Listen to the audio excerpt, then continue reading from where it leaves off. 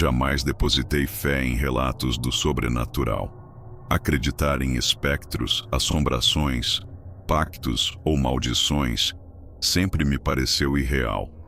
Dediquei minha trajetória profissional à engenharia florestal, explorando diversas reservas ecológicas tanto em território brasileiro quanto nos Estados Unidos.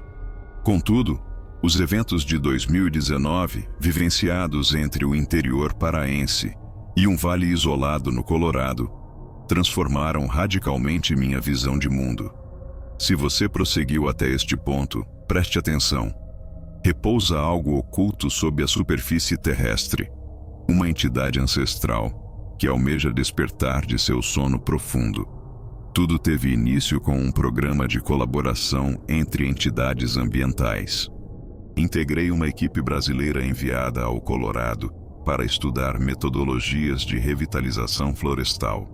Hospedamo-nos por 2 semanas em Morrow Creek, uma pequena localidade ausente dos mapas convencionais. Situada nas proximidades de uma cordilheira abandonada, ostentava minas de carvão desativadas desde a década de 1930. Na segunda noite em Morrow Creek, Marcos, um engenheiro local, nos alertou sobre os perigos de transitar desacompanhados após o crepúsculo. Inicialmente, considerei o aviso um exagero, mas sua seriedade era palpável. Ele explicou que os habitantes locais evitavam sair devido à presença dos canídeos. Que canídeos? Indaguei. Os do Vale Sombrio, respondeu. Era a primeira vez que ouvia tal denominação. Marcos narrou então a história de um grupo de mineiros que, durante a Grande Depressão, ficou preso em uma galeria após um deslizamento. As equipes de resgate levaram 4 dias para abrir caminho, mas não encontraram sobreviventes. Apenas fragmentos de corpos e marcas de garras nas paredes, garras de origem não humana. Após o incidente, cães começaram a desaparecer na região, seguidos por crianças. Os moradores relataram o som de uivos abafados emanando do subsolo, invariavelmente próximo da meia-noite. Em algumas ocasiões, alegavam ouvir arranhões nas portas, mas ao abri-las, nada encontravam. Apenas marcas de patas queimadas no chão. A narrativa me pareceu fantasiosa, mas a apreensão em seus olhos e a gravidade em sua voz me perturbaram. Na noite seguinte, decidi investigar por conta própria.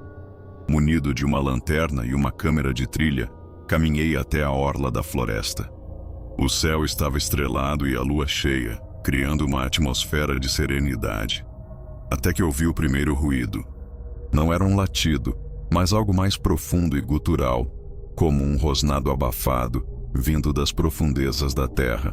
Apontei a lanterna e observei o solo tremer, como se algo se movesse sob as raízes. Poucos instantes depois, a câmera se desligou. Em seguida, senti um odor fétido de carne em decomposição e metal incandescente. Corri de volta, sentindo que algo me perseguia. Não consegui ver, apenas ouvir o som de patas, 4 grandes e pesadas, acompanhado de algo semelhante a uma risada. Na manhã seguinte, retornei ao local com Marcos. O solo estava revolvido e havia marcas. 4 sulcos paralelos, queimados na casca das árvores. Em uma pedra próxima, uma inscrição. Eu deslacrei o portal. Marcos me encarou, visivelmente pálido. Você se aventurou ao limite. Você os despertou. Achei que estivesse exagerando, até receber a notícia de que um colega no Brasil, com quem trabalhava no Pará, havia sido encontrado sem vida. Seu corpo estava terrivelmente mutilado, como se atacado por um animal de grande porte. Contudo, não havia sinais de arrombamento, apenas impressões de patas queimadas no piso da residência.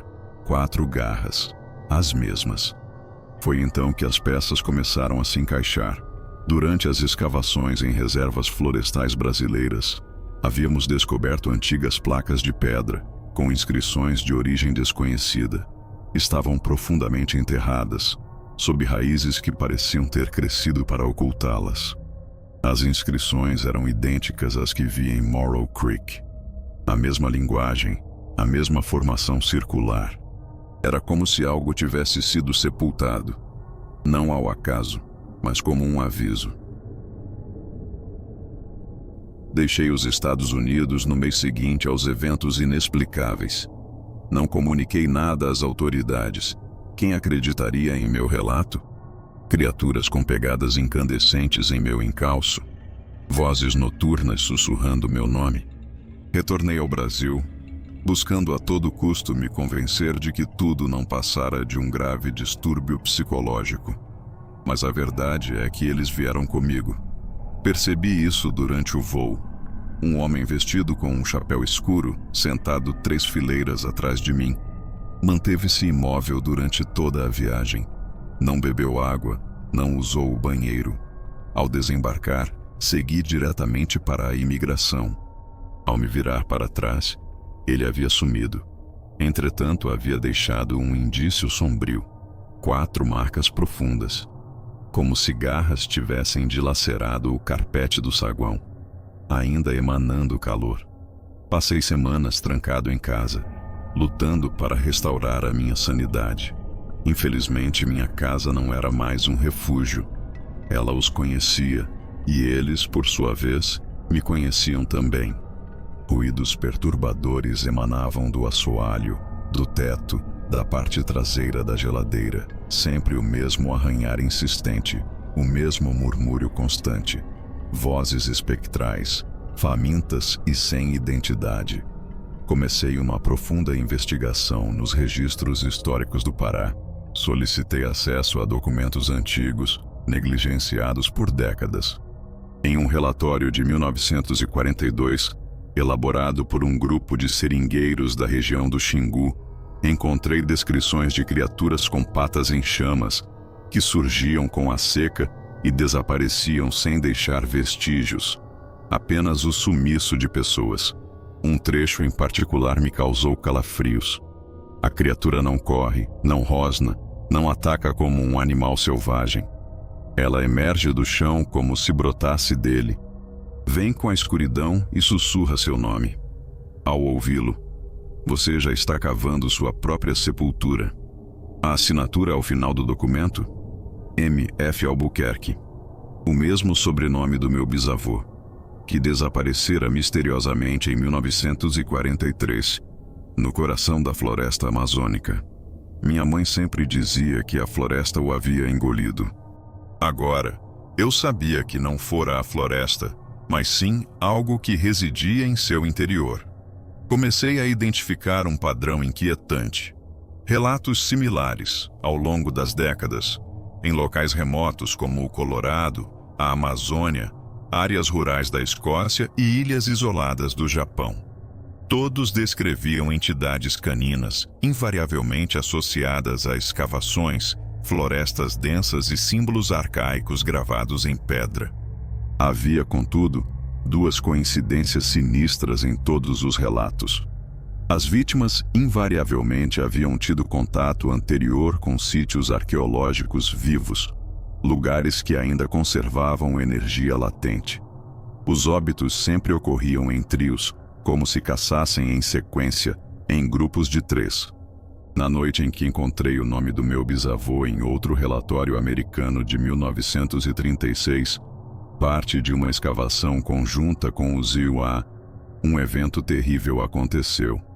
Meu vizinho, um senhor idoso que morava sozinho, foi encontrado sem vida em seu quintal. Seu corpo estava estendido, os olhos removidos e um círculo de terra queimada ao seu redor. Acionei a polícia.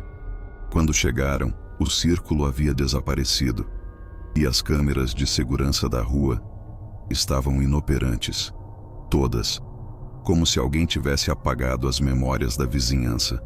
Retornei para casa em estado de pânico. Precisava entender a origem de tudo aquilo e o motivo. Foi então que me lembrei de um detalhe que havia escapado à minha atenção. Em Morrow Creek, havia um símbolo entalhado na rocha da montanha, acima da mina desativada. Recuperei a foto no meu celular. Lá estava ele. Um círculo com 3 linhas que se cruzavam, como garras ou raízes. Pesquisando mais a fundo, descobri que o mesmo símbolo aparecia em cavernas do Parque Nacional da Serra do Cipó. E que pesquisadores brasileiros o denominavam de Marca do Devorador. Mas havia algo ainda mais. Um pressentimento gélido me invadia. O símbolo sinistro invariavelmente surgia em áreas onde comunidades inteiras sumiam sem deixar rastro. A compreensão me atingiu como um choque. Não se tratava de canídeos. Aquela era simplesmente a representação que nossos olhos conseguiam processar, a imagem que nossa mente tolerava. E eles se proliferavam por toda parte. Naquela mesma noite, um distúrbio inexplicável me despertou. Os cães haviam invadido a casa. Ignoro como. Portas trancadas, janelas seladas.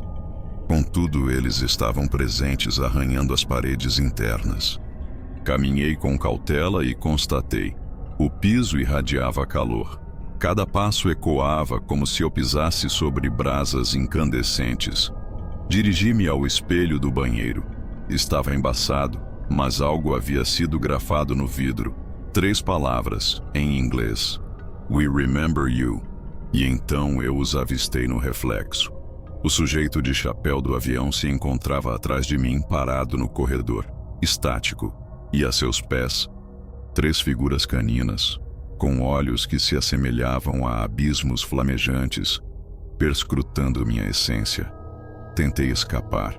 Apoderando-me de um veículo emprestado, refugiei-me no interior, numa propriedade rural isolada de um amigo, desprovida de internet e sinal telefônico. Acreditei ter logrado êxito na fuga. Entretanto, na noite anterior, antes de adormecer, ouvi um estalo no telhado. Ao espiar pela janela, 3 marcas de queimadura me aguardavam na terra do jardim. Uma maior, 2 menores. Eles sabiam de meu paradeiro. E ainda faltava uma fatalidade para completar o trio. Instintivamente, segui em direção ao poço nos fundos da casa. Desconheço a razão. Talvez uma reminiscência da infância. Talvez sussurros inaudíveis durante o sono. Mas eu sabia que precisava espiar lá dentro. E lá estavam eles. 3 esqueletos. Um humano, 2 cuja identificação me era impossível. A ossada humana ainda vestia algo semelhante a um uniforme. O broche corroído ostentava a inscrição Dr. M. Albuquerque. Meu bisavô. Ele estivera ali o tempo todo. E o mais horripilante, seus olhos permaneciam abertos. Retornei correndo para o interior da residência. Tranquei todas as entradas. Mas trancar não surte efeito sobre eles. Eles não adentram como invasores. Eles germinam dentro da casa, onde você se encontra mais vulnerável, onde você repousa, onde seus temores se materializam. Naquela noite, a eletricidade cessou. O gerador da propriedade rural nunca falhava, mas naquela ocasião, falhou. A luz de emergência oscilava e, nas sombras projetadas, visualizei os 3 novamente. Não como cães, mas como formas sombrias, alongadas, desprovidas de rosto, com bocas em locais aberrantes. Eles estavam se revelando, e agora se comunicavam comigo, utilizando minha própria voz, como se tivessem usurpado algo de mim. Você abriu, você convocou. Recordei-me do dia na mina nos Estados Unidos. Fui o único a tocar na rocha marcada, o único a exclamar em voz alta, em tom jocoso. Será que isso ainda possui poder? Acreditem, há coisas que não toleram o escárnio. Despertei com a boca repleta de terra, literalmente. Encontrava-me na varanda, prostrado, com terra e carvão espalhados ao redor. As extremidades dos dedos sangravam. Havia escoriações por todo o corpo, como se eu houvesse cavado algo com as próprias mãos. Examinei os arredores. Havia uma abertura com cerca de 1 metro de profundidade ao lado do poço. Uma sepultura rasa. E em seu interior, um espelho antigo, estilhaçado em 3 partes. Ao tentar removê-lo, deparei-me com o reflexo. E no reflexo, eles me observando. Mas atrás de mim não havia ninguém. Tornei-me incapaz de adormecer. Apoderando-me de meu notebook, iniciei a tarefa de registrar tudo, organizar os fatos, conectar os pontos. Descobri, numa tese negligenciada de uma arqueóloga brasileira da década de 1960, que essas criaturas eram mencionadas por tribos indígenas como guardiões da fenda, seres que não pertencem a este plano, mas que foram aprisionados dentro de portais naturais, selados com símbolos, sempre em trio. A marca dos três. 3 cães, 3 mortes, 3 ciclos. Se a integridade de um símbolo fosse violada, uma fissura se manifestaria, e uma vez estabelecida, seria impossível restaurá-la ao seu estado original sem intervenção. A questão central: essas fendas foram localizadas por equipes de arqueologia em diversos pontos do globo ao longo do século anterior. Os Estados Unidos ocultaram a existência de uma dessas ocorrências no estado do Colorado. Similarmente, o Brasil fez o mesmo em relação a uma fenda na região da Serra do Cipó. Existem, além disso, informações não confirmadas sobre outra fissura ativa nas Filipinas. Todas essas ocorrências compartilham relatos de atividades de natureza inexplicável e foram abafadas por meio de eventos classificados como acidentes ou desaparecimentos. Contudo, meu contato com a rocha selou meu destino. Minha ancestralidade carrega uma marca. Meu bisavô participou do grupo pioneiro que buscou examinar a fenda brasileira. Sua história terminou em desaparecimento. Agora, sou o próximo na linhagem. É como se o próprio sangue identificasse e buscasse corrigir um erro ancestral. O alvo deles não é aleatório. Eles buscam aqueles que possuem conhecimento, que tocaram a rocha, que expressaram dúvidas. Ontem, encontrei um gravador de modelo antigo na residência. Acompanhava-o uma fita magnética. Aparentemente, meu bisavô mantinha um registro sonoro de suas experiências. Pela primeira vez, ouvi sua voz. Se você encontrou este registro, a maldição não se encerrou com minha partida. Eles não são bestas comuns. São a essência primordial, existente antes do tempo em si.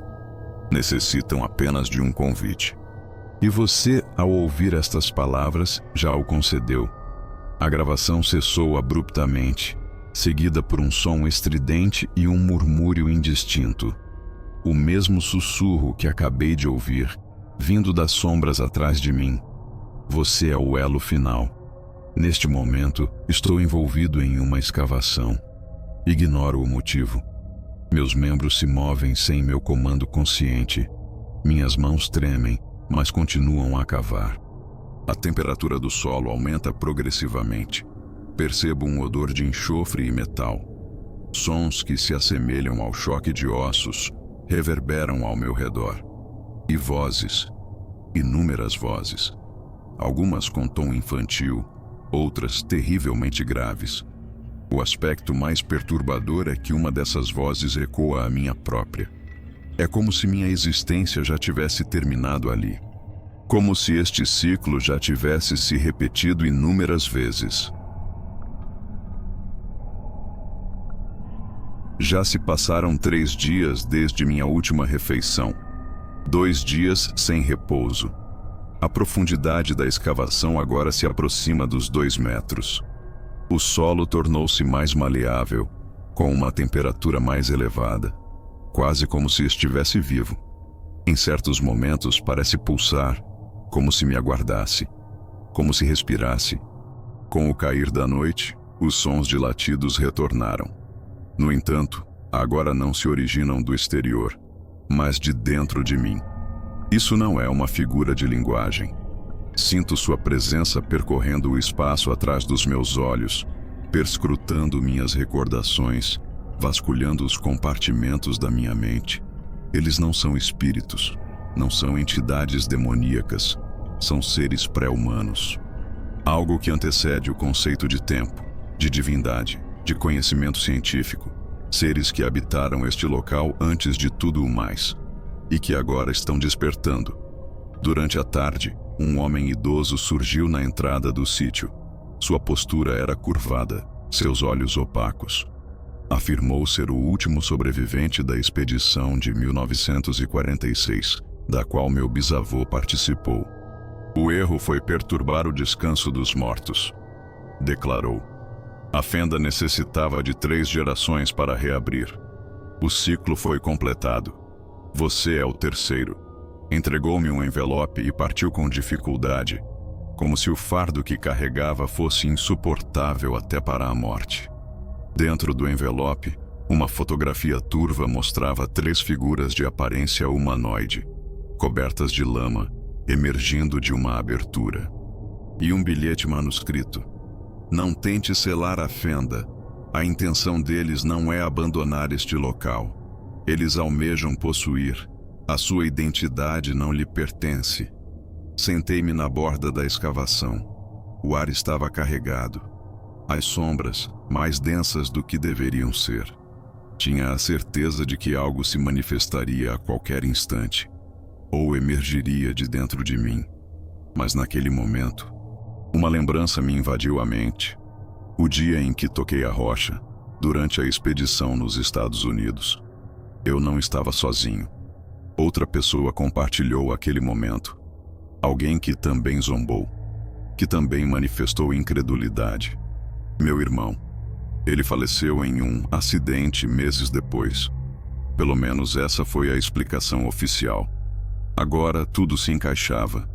Eles não estavam me perseguindo. Eles já me tinham capturado. Acordei em casa, deitado O quarto estava impecável. A cama arrumada com lençóis recém-lavados. Nenhum indício de desordem. O laptop repousava aberto, exibindo uma única sentença no monitor. A troca foi efetivada. Apressei-me em direção ao espelho, mas a imagem que me encarava não replicava meu semblante com um sorriso.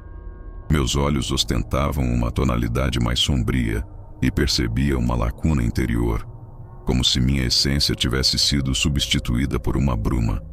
As palavras do ancião ecoaram em minha mente. Eles não almejam partir, mas sim possuir. E a possessão se concretizou. Neste momento, relato estes fatos, porém, já não sou o mesmo. Meus dedos deslizam sobre o teclado movidos por um automatismo. Meus pensamentos se assemelham a um coro de vozes sobrepostas, uma cacofonia de reverberações. Algumas dessas vozes me são familiares, enquanto outras permanecem inéditas. Contudo, todas compartilham uma voracidade insaciável.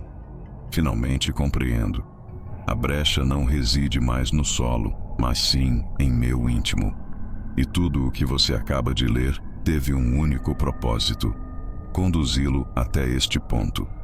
Agora chegou sua hora de explorar as profundezas.